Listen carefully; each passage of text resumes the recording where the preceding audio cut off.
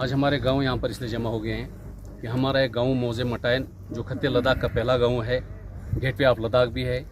पहले हम जम्मू कश्मीर में के हिसाब से रहते थे तो पहले गेटवे था, अभी हमारा यूटी लद्दाख है। पहला गांव हमारा जो है मौजे मटायन गेटवे ऑफ लद्दाख। हम आज इस मुद्दे से यहाँ जमा हो गए, हमारे पूरी पब्लिक मौजे गाँव के पूरे लोग यहाँ आए हैं क्योंकि हमारा एक एग्रीकल्चर ज़मीन था बाज़ाब्ता, उससे भी पहले भी टावर जो उसमें लगाया गया, हमें काफ़ी एग्रीकल्चर ज़मीन का नुकसान हुआ।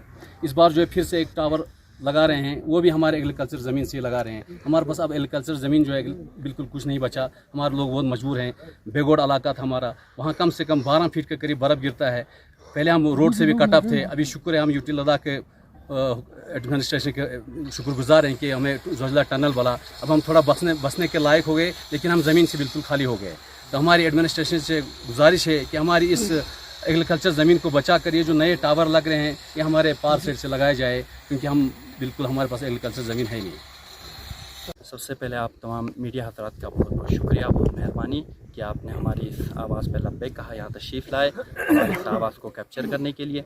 हम मटायन के बाशिंदे उस सरज़मीन से ताल्लुक़ रखने वाले जो कि बैकवर्ड एक गांव माना जाता है, उसको वहाँ पे सुनने के लिए, देखने के लिए कोई अफसरान का दौरा इतना ज़रूरी नहीं था, लेकिन हम लोग यहाँ पे इसलिए जमा हुए हैं जिससे कि जानते हैं कि मटायन में कितनी बर्फ़बारी होती है, वहाँ पे कितना मुश्किल का सामना करना पड़ता है।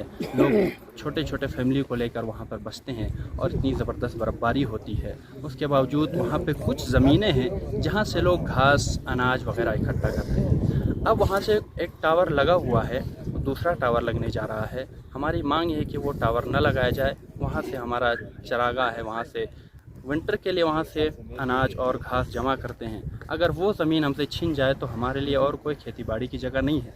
लिहाजा हम गवर्नमेंट से, एलजी साहब से, सीसी साहब से, अब तमामी हज़रात से हम इल्तमास करते हैं कि हमारी इस फरियाद को सुन करके हमारे इस मसले को हल कीजिए। जी, सबसे पहले तो आपको मैं शुक्रिया अदा करना चाहूँगा। उसके बाद आप जानते हैं कि एक पावर ग्रिड का इशू पिछले साल भी हम लोगों ने एक कमेटी बना के एसडीएम साहब हमारे दराज के साथ आए थे, तो पावर ग्रिड वालों को भी हमने ले लिया था। लेकिन हमने देखा कि 15 से लेके मटायन तक जो ज़मीन जा रही है इनका, ऑलरेडी ही मटायन वालों का जो है पावर ग्रिड वालों ने कहीं टावर लगा के इनका कम से कम 400-500 कनाल ज़मीन पिछले साल पहले ही ले लिया है। अब वहाँ से अब दूसरा लाइन भी ले रहे हैं, तो ये बेचारे आखिर जाएंगे कहाँ? फिर 400-500 कनाल दे देंगे, खासकर इनका प्राइवेट लैंड है, एग्रीकल्चर लैंड है। तो इतना ज़मीन अगर दे देंगे तो या तो जब इनका डीपीआर बना था उस वक्त ना किसी नंबरदार को पूछा गया, ना पंचायत को पूछा गया, जो उनकी फिजिबिलिटी इनको देखा नहीं है। सिर्फ उन्होंने उस वक्त ये फिजिबिलिटी देखा है कि उसमें जो कॉन्ट्रैक्टर है, जो एजेंसी काम करती है, सिर्फ उसकी फिजिबिलिटी को मद्देनजर रख के जो है ये डीपीआर बना है।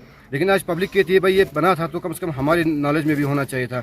आज ये बना रहे हैं, बोलते हैं भाई ये स्टेट लैंड है, किसी का कुछ भी नहीं है। तो ठीक है, स्टेट लैंड है, जहाँ स्टेट लैंड है तो आगे उसके बाद इनका प्राइवेट लैंड आ रहा है और इतना सैकड़ों कनाल इनका ज़मीन ज़ाया हो रहा है, तो ये बेचारे जाएंगे कहाँ? ठीक है, अगर पावर ग्रिड वालों को इतना भी इमरजेंसी है तो मटायन गाँव वालों को वहाँ से हटाए, इनको दूसरी जगह ज़मीन दे दे।